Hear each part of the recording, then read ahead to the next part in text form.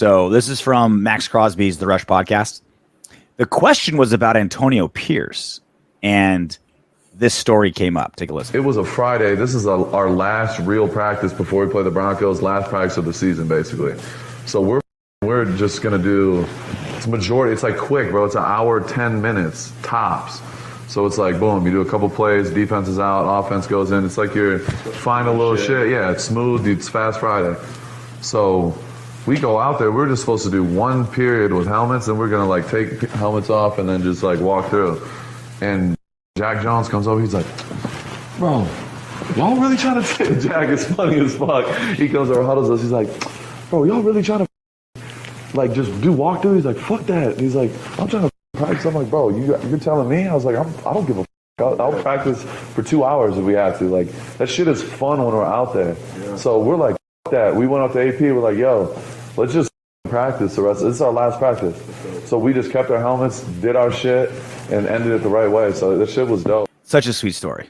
Jack Jones is like, yeah, you know, it's the very last practice before we take on the Broncos. Like, we're already out of the playoffs.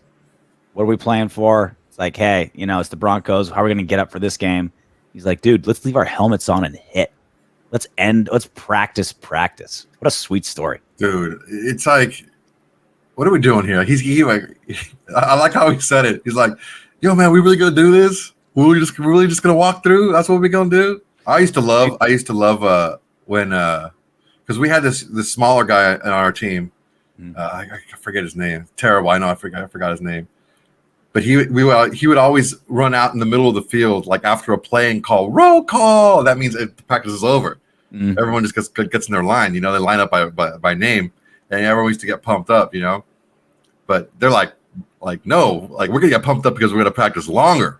Try throwing that shit at Maxx Crosby and have him not immediately be like, okay. Like what? You're gonna threaten me with more work? I dare you. I double dare you. This is what I do. Say what again?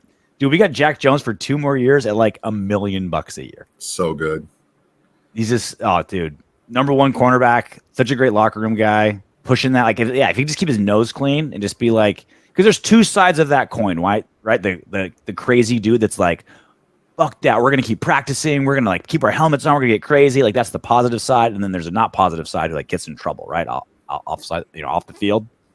If you can just like keep that version of Jack Jones lined up and keep the screwy street part of Jack Jones figured out, I think we're going to be all right, man. Because like I've worked with a lot of people, and I've dealt with a lot of different personalities, and a personality like Jack Jones, a lot of times he just needs somebody to like break it down for him straight face to face. Like if they don't feel something is just, they don't care what happened. They don't care what the repercussions are. They're going to fight back against it until you like break it down and help them realize like what's really happening.